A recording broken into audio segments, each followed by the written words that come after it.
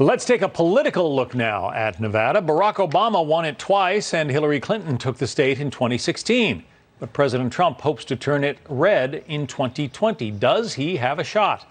Let's bring in our political panel. Republican strategist Amy Tarkanian, who's a former Nevada State GOP chairwoman, and Democratic strategist Kevin Walling. Amy, to you first. Does President Trump have a chance of winning Nevada this year?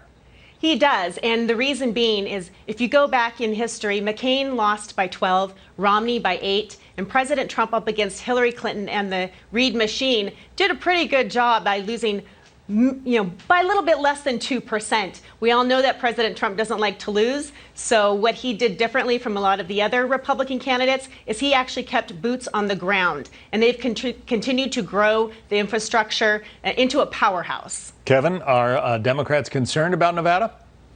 Sure, John. I don't think so. And you rightly point out that the recent electoral history on the presidential level. I was part of the campaign team that passed Amendment 5, which was automatic voter registration in Nevada. It just started this past January, and we're seeing thousands of Nevadans register to vote. And in many places, we're beating Republicans 3-1, 4-1 in terms of voter registration. But automatic registration doesn't mean they're going to go to the polls. It's very true, but it's a good indication coming out of the numbers tonight, John, that we're seeing with nearly 75,000 Nevadans voting early. We're going to blow the numbers out of the water when it comes to the 2016 record for Nevada caucuses. So clearly Democrats are fired up in the Silver State. Amy, President Trump tweeted out just a little bit before this newscast began this evening, congratulating Bernie Sanders on his win and saying, don't let them take it away from you. Does that suggest that the president wants to face Bernie Sanders come November? Hands down. I think it's very tough for any Democrat to argue against this economy and the fact that there's been wage growth and unemployment records. It's tremendous what we're seeing actually in this day and age with the stock market and the NASDAQ that just keep climbing and climbing day after day. I think Bernie Sanders would be a welcome opponent for President Trump. Well, and Kevin, Bernie has taken Nevada. Can he take the whole thing? Can he get the nomination? Absolutely, John. I mean, that's becoming more and more clear, again, with the numbers out that we're seeing in Nevada today. But there's still a lot of roadway here that needs to happen. We've got a debate coming up this week in South Carolina, followed by the South Carolina primary on Saturday. And then just 3 days from now, from South Carolina, rather, is Super Tuesday.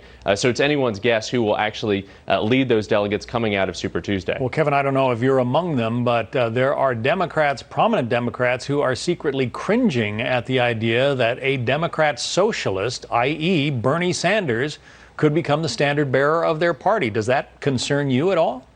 Yeah, John, it certainly concerns me. My politics are somewhere in the middle. I support bipartisanship here in Washington, D.C., support candidates that work across party lines. And I think one of the key messages that Joe Biden is running on is that he can go anywhere.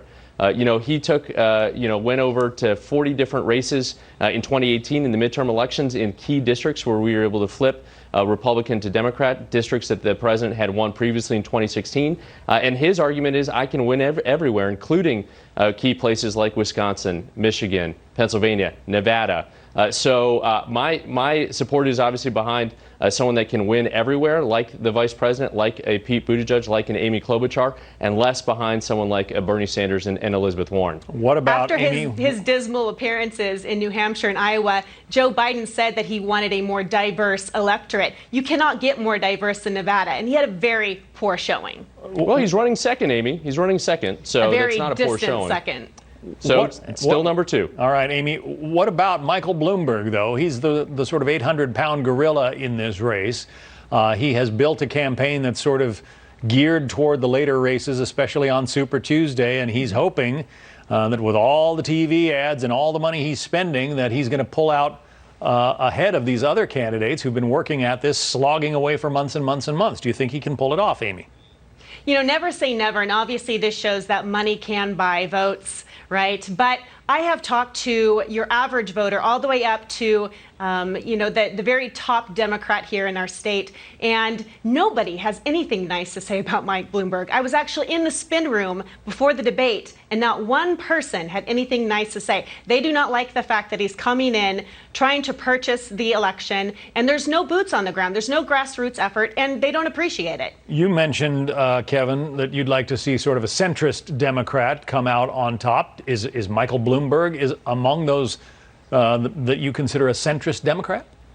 Yeah, I think he's obviously more in that centrist camp. He ran as a Republican twice for mayor and was elected as a Republican as mayor of New York. So clearly, I think his politics are somewhere closer to the center, certainly as compared to Senator Sanders. I think that's where the majority of my party is. Half of primary goers consider themselves to be either moderate or conservative in terms of their own viewpoints. So it's just a matter of, can the moderates coalesce behind a clear candidate on our side? Because right now, as you rightly point out, John, Bernie Sanders is running up the margins. Bernie Sanders is winning the left of the party, and everybody else seems to be dividing up the non-left. All right. It's going to be interesting to watch, and we'll be on top of it. Kevin Walling from the Democratic side, Amy Tarkanian from the Republican side. Thank you both. Thanks, John.